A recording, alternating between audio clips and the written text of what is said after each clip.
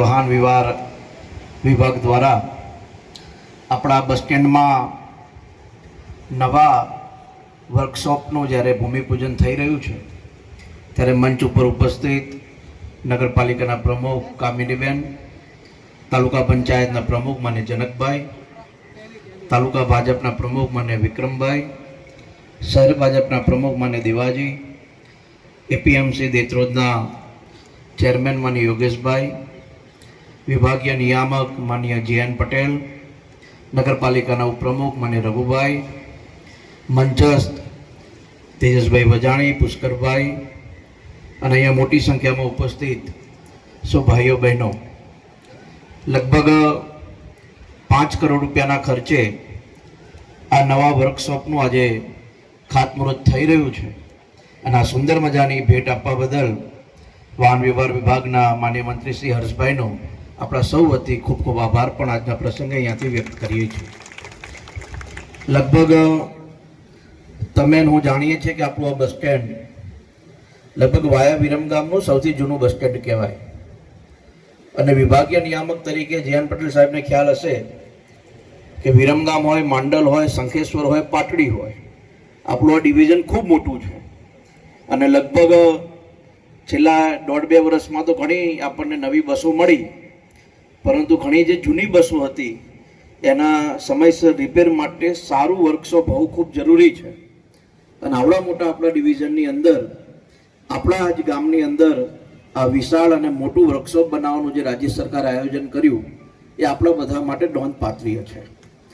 સાથે જ મારે વિશેષ આભાર વાહન વ્યવહાર વિભાગનો માનવો જોઈએ, કેમ કે આપણા છેલ્લા 2-2.5 વર્ષમાં આપણા વિસ્તારની અંદર ને ખાસ કરીને આપણા વિરમગામ બસ સ્ટેન્ડમાં લગભગ આપણને 12 જેવી નવી બસો આ બસ સ્ટેન્ડની અંદર મળી છે અને જેના કારણે જે લાંબા રૂટ હતા, લગભગ 200-250 કિલોમીટરના રૂટ હોય, એમાં પ્રવાસીઓને પણ વિશેષ લાભ મળે એ પ્રકારની વ્યવસ્થા રાજ્ય સરકાર સતત વિચારતાની સાથે અને પ્રયાસની સાથે એને જમીન ઉપર ઉતારવાનું કામ કરે છે.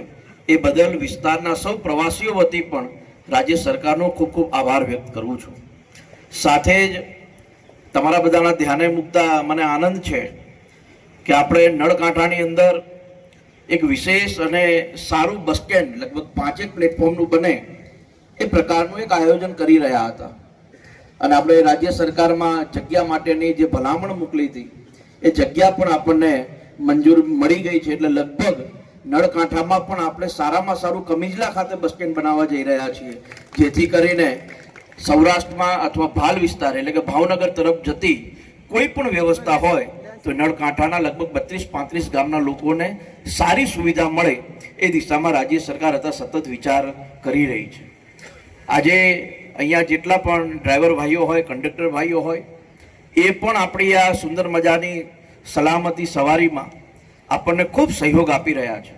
રાત હોય, દિવસ હોય, ચોમાસું હોય, ગરમી હોય, કોઈ પણ પ્રકારની ચિંતા વગર સતત પ્રવાસીઓને એક ગામથી બીજે ગામ પહોંચાડવા માટે પરિવારમાં કોઈ તકલીફ હોય છતાં પણ જે કામ કરી રહ્યા છે એટલા માટે હું કંડક્ટર અને ડ્રાઈવર ભાઈઓને પણ ખૂબ ખૂબ અભિનંદન આજના માધ્યમથી આપું છું.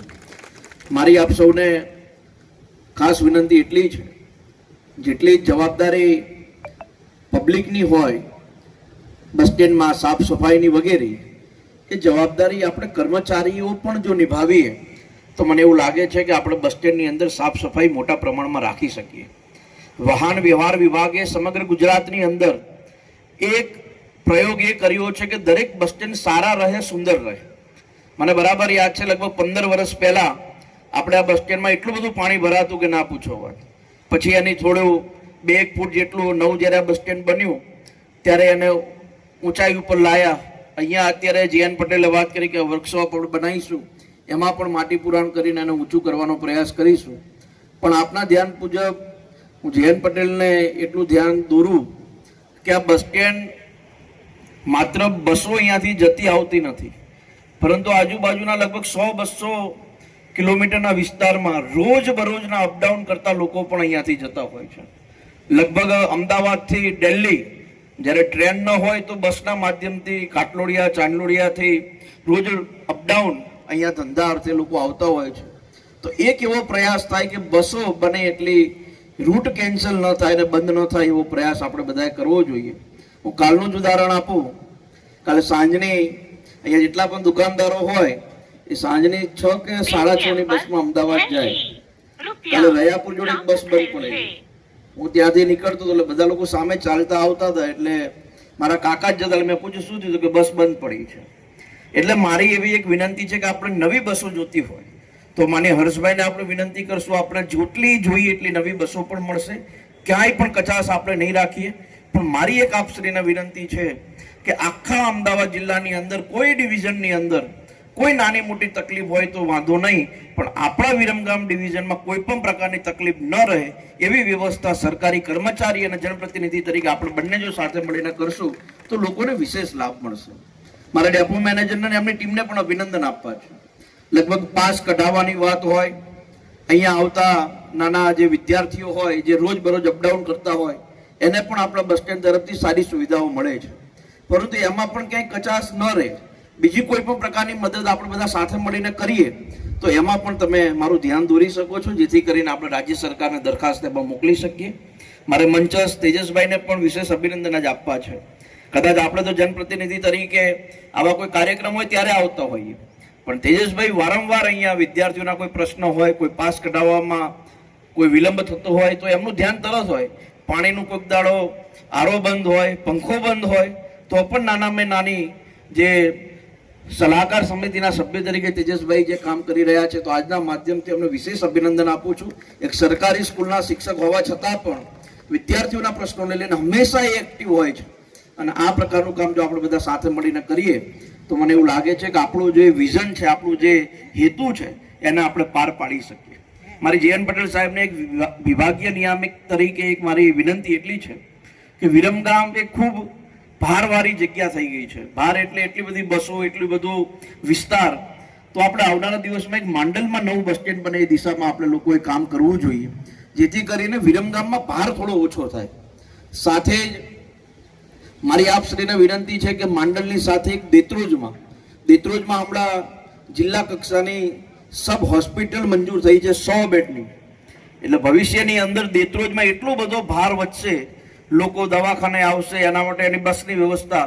તો મારી આપશ્રીને વિનંતી છે કે કમિજલાની સાથે સાથે માંડલ અને દેત્રોજમાં પણ સારામાં સારું બસ સ્ટેન્ડ બને એના માટેની એક પ્રપોઝલ આપના માધ્યમથી જાય અને આમાં ક્યાંય પણ કચાર રહેશે તો અમે માન્ય CM સાહેબ અને હર્ષભાઈને વિનંતી કરીને એનું કામ ઝડપથી થાય એ દિશામાં પણ આપણે આગળ વધીશું.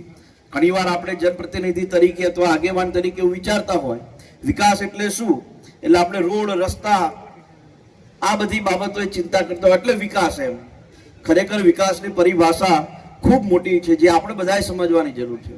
રોડ રસ્તાની સાથે સ્કૂલ, કોલેજ, સારું પરિવહન, સારા અધિકારીઓ, આ બધી જ્યારે પ્રક્રિયા મજબૂત બનશે તો એવું માનું છું કે જે વિઝન જ્યારે ગુજરાતના મુખ્યમંત્રી તરીકે નરેન્દ્રભાઈએ વિચાર્યું હતું એ આજે પ્રધાનમંત્રી બન્યા છે.